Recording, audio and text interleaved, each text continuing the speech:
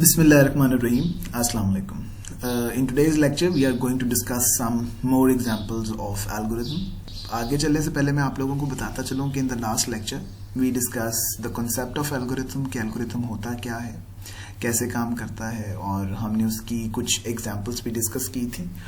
इसके साथ साथ हमने ये भी डिस्कस किया था कि हम एल्गोरिथम की एफिशिएंसी कैसे कैलकुलेट करते हैं और किन चीज़ों को फोकस करते हैं और उसको क्यों करना पड़ता है. अगर आप लोगों का लास्ट लेक्चर मिस हो गया है तो उसका लिंक डिस्क्रिप्शन के अंदर मौजूद है और प्लेलिस्ट में से भी आप लेक्चर ले सकते हैं.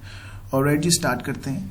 The first example we are going to discuss is finding the volume of a cube. जी, तो volume of a cube find out करने से पहले आप लोगों को पता होना चाहिए कि एक क्यूब होता क्या है. क्यूब बेसिकली एक ऐसे फिगर को कहते हैं जिसकी 8 साइड्स होती हैं और वो 8 की 8 आपस में इक्वल होती हैं. तमाम लेंथ्स उसकी साइड्स की इक्वल होती है और इन तमाम के दरमियान में 90 का एंगल होता है.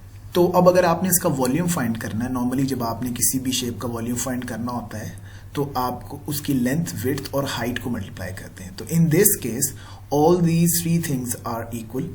आपकी लेंथ, विड्थ और हाइट तीनों इक्वल हैं. तो अगर आपको कोई एक साइड की वैल्यू मिल जाती है तो आप वॉल्यूम ऑफ अ क्यूब निकाल सकते हैं उसी को आपस में 3 दफा मल्टीप्लाई करके. तो हम क्या करेंगे इसके अंदर, अब हम इसको प्लानिंग की तरफ आते हैं कि लेंथ हम इनपुट लेंगे, length of side of a cube.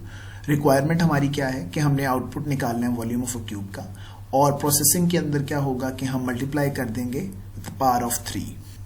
जो भी लेंथ की वैल्यू आपको मिली है उसको आप 3 से उस raise to power 3 find out कर लें या उसी को आपस में 3 मरतबा मल्टीप्लाई कर लें. दोनों का जवाब एक ही आएगा. ऑलराइट जी, सबसे पहले स्टेप नंबर 1 स्टार्ट किया हमने. Let the length of one side of cube L be 12. So आपको पता है कि अगर हमें कोई वैल्यू नहीं दी हुई तो we can let it any number we want. तो हम उसको अपनी मर्जी से कुछ भी ले सकते हैं. स्टेप नंबर 2 है कि कैलकुलेट द वॉल्यूम v. तो v अभी हमने डिस्कस किया कि ये जो भी लेंथ आपकी आई है उसकी रेज टू पावर 3 कर लें तो आपके पास वॉल्यूम आ जाएगा. या l इंटू एल भी किया जा सकता है, that is L asterisk L भी सेम आंसर देगा. और आउटपुट के अंदर जो भी हमारे पास v में वैल्यू आएगी वो हम आउटपुट कर देंगे और हमारा प्रोग्राम खत्म हो गया. नेक्स्ट जो हमारे पास है प्रॉब्लम नंबर 5 है. इसके अंदर we are going to make an algorithm for finding the area of a triangle. और area of a triangle find करने के लिए हमें लेंथ और विड्थ दी हुई है. अब अगर आप यहाँ पर देखें तो बेसिकली 2 सेम लेंथ और विड्थ वाले ट्राइंगल्स को जब इकट्ठा किया जाता है तो वो एक स्क्वायर बना देते हैं. तो अगर हम इसको स्क्वायर कंसिडर करके मतलब एक रेक्टेंगल बना देते हैं, तो अगर हम इसको एक रेक्टेंगल कंसिडर करके इसका एरिया निकालें और 2 पे डिवाइड कर दें तो हमारे पास इस रेड एरिया का आंसर निकल आएगा. ऑलराइट जी, अब हम इसकी प्लानिंग देख लेते हैं कि हमें हाइट और बेस ऑफ अ ट्राइंगल दिया हुआ है. आउटपुट के तौर पर एरिया निकालना है. प्रोसेसिंग के अंदर मल्टीप्लाई कर दें हाइट को बेस के साथ और डिवाइड कर दें 2 पे, जो कि मैंने आपको एक्सप्लेन भी कर दिया कि why we are doing this. And I hope कि you are in 10th grade और आपको ऑलरेडी आइडिया है कि how to find the area of a triangle.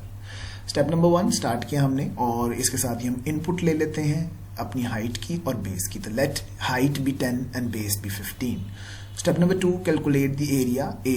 तो ए इज इक्वल्स टू आपने हाइट को और बेस को मल्टीप्लाई किया और जो आंसर आया उसको टोटल को डिवाइड कर दिया 2 से और उसके बाद हमने आउटपुट कर दिया एरिया को और हमारा प्रोग्राम एल्गोरिथम स्टॉप हो गया. मूविंग ऑनवर्ड, अब हमारे पास एग्जाम्पल मौजूद है जिसके अंदर हमने बताना है कि बच्चे के ग्रेड्स कितने आए हैं. आपको मार्क्स गिवन है और आपने ग्रेड बताना होगा और ग्रेड के लिए कौन सी स्कीम फॉलो करनी है वो हमें ऑलरेडी दी हुई है. नाउ इन दिस सिनेरियो हमें थिंकिंग का पार्ट उसकी ज़रूरत नहीं है. हमें पहले से उन्होंने बता दिया कि आपने ग्रेड कैसे फाइंड आउट करना है.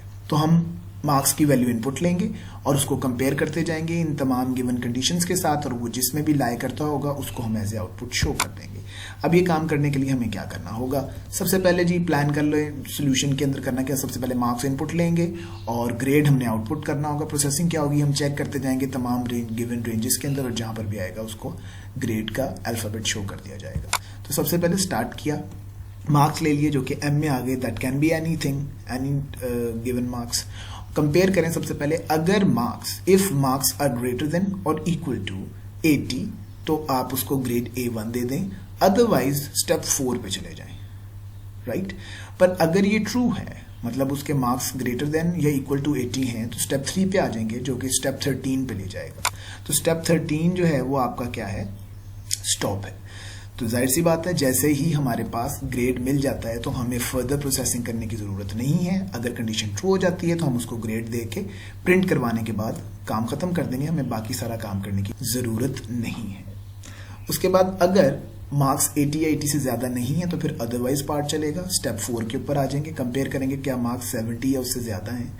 अगर 70 या उससे ज़्यादा हैं तो हम ग्रेड ए प्रिंट करवाएंगे और किधर चले जाएंगे, स्टेप 13 पे, के ख़त्म कर देंगे। और अगर 70 से ज़्यादा नहीं है मार्क्स, 70 से कम है, तो हम स्टेप 6 पे जाएंगे। स्टेप 6 के ऊपर आए, कंपेयर करेंगे, 60 या 60 से ज़्यादा है तो ग्रेड बी प्रिंट करवा देंगे और स्टेप 13 पे जाके ख़त्म करवा देंगे। अदरवाइज स्टेप 8 पे चले जाएंगे। स्टेप 8 के ऊपर जाएंगे, अगर मार्क्स 50 से ज़्यादा या 50 के बराबर हैं तो ग्रेड सी और स्टॉप कर देंगे। और अदरवाइज स्टेप 10 पे चले जाएंगे और स्टेप 10 के ऊपर हम क्या करेंगे, कंपेयर करेंगे क्या अगर हमारे मार्क्स 40 या 40 से ज़्यादा हैं तो ग्रेड डी और स्टेप 13 पे चले जाएंगे, वरना स्टेप 12 पे जाएंगे और हम कंपेयर करेंगे कि अगर मार्क्स 33 या उससे ज़्यादा हैं तो ग्रेड ई, अदरवाइज प्रिंट कर देंगे अनग्रेडेड।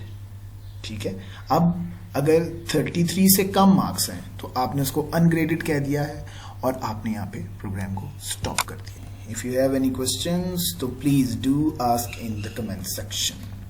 Next हमारे पास प्रॉब्लम है, that is find the exponent of a given number. Exponent of a given number, आपके पास नंबर दिया हुआ होगा और उसकी पार दी हुई होगी और हमने उसको उस पार को सॉल्व करके आंसर देना होगा।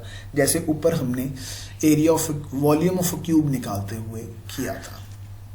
अब यहाँ पे एक्सपोनेंट और power of a number means how many times to use the number in a multiplication. In other words, it is the product of a number that is multiplied as many times as its exponent. Right? तो अब हमारे पास आ गया, input के तौर पर आप एक number लेंगे और उसका एक्सपोनेंट ले लेंगे। रिक्वायरमेंट क्या है, एक्सपोनेंट को फाइंड आउट करना है। प्रोसेसिंग क्या होगी, मल्टीप्लाई करेंगे उस नंबर को कितनी दफ़ा, जितनी दफ़ा एक्सपोनेंट की वैल्यू है। ऑलराइट जी, स्टार्ट करते हैं। तो सबसे पहले तो हम इनपुट लेंगे। स्टेप नंबर 1 के अंदर स्टार्ट करने के बाद हम n की एक वैल्यू ले लेते हैं, वो नंबर जिसकी हमने पावर फाइंड करनी है, और एक एक्सपोनेंट e की वैल्यू ले लेते हैं कि जितनी उसकी पावर फाइंड करनी है। Like it will be like 8 raised to power e, तो ये बन जाएगा 8 का एक्सपोनेंट e।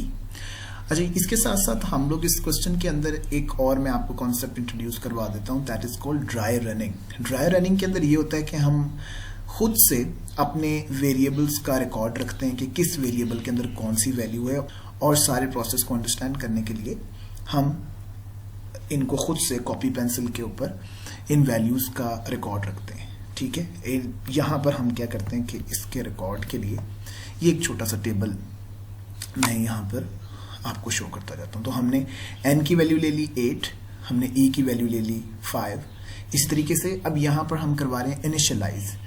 तो इनिशियलाइज हम करवा रहे हैं दो वेरिएबल्स को, एक प्रोडक्ट है p और एक k है। ठीक है, और यहाँ पर इनिशियलाइज का मैं आपको बताता चलूँ, इनिशियलाइज कहते हैं उस वैल्यू को जो किसी वेरिएबल को किसी प्रोग्राम के अंदर फर्स्ट टाइम दी जाती है, और इसका ये भी मतलब होता है कि इन फ्यूचर या in further processing these values are going to change. तो हमने p को फर्स्ट इनिशियलाइज वैल्यू दी 1 और k को फर्स्ट इनिशियलाइजिंग वैल्यू दी 1। यहाँ पर हमने p को भी वैल्यू दे दी 1 और k को भी वैल्यू दे दी 1। सबसे पहले हमने क्या किया जी, फाइंड द प्रोडक्ट। तो ये जब मैं आपको एक दफ़ा पूरा रन करके दिखाऊंगा फिर आपको क्लियर होगा कि हम ये स्टेप्स बेसिकली कर क्यों रहे हैं और हमने इस सारे काम को इतना मुश्किल क्यों बनाया।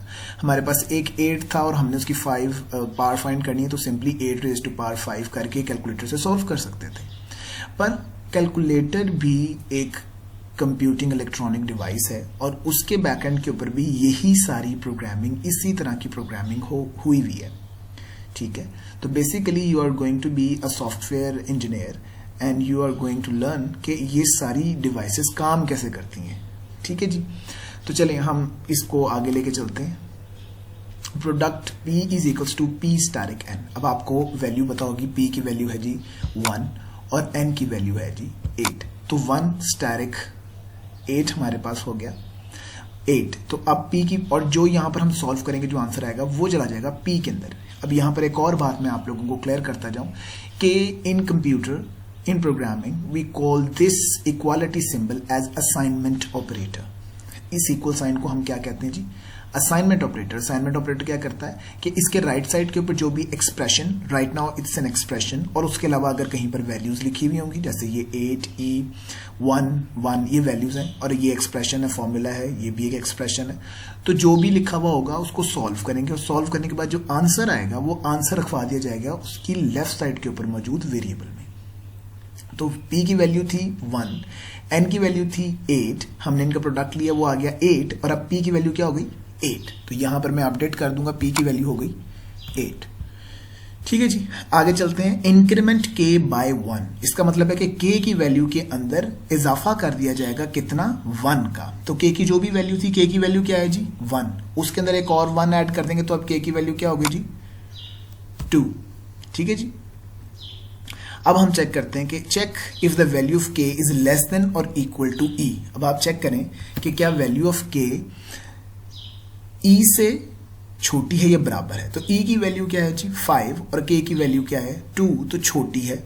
ठीक है, अब अगर ये कंडीशन ट्रू हो जाती है तो go to step number 3। Condition true हो गई, k की वैल्यू e से छोटी है, तो आप स्टेप नंबर 3 पे चले जाएं। स्टेप नंबर 3 के ऊपर जाएं, तो अब क्या होगा? अब हमने दोबारा से p स्टैटिक n करना है। p की वैल्यू क्या है? 8, n की वैल्यू क्या है? 8, तो 8 स्टैटिक 8 विल बिकम 64। तो जो आंसर आया वो हम रखवा देंगे p के अंदर। ठीक है, तो p के अंदर हमने रखवा दिया 64। ठीक है जी, 64 रखवा दिया, इंक्रीमेंट किया k के अंदर 1 का। अब k की वैल्यू क्या हो गई? अब k की वैल्यू थी 2, इसके अंदर एक और ऐड किया तो ये वैल्यू हो गई 3। ठीक है, दोबारा चेक करें क्या k की वैल्यू e से छोटी है? हाँ जी, k की वैल्यू 5 से छोटी है, ट्रू हो गया। गो टू स्टेप नंबर 3, दोबारा से p स्टैटिक n करें, 64 इंटू 8 करें, तो 64 इंटू 8 क्या होता है? 64।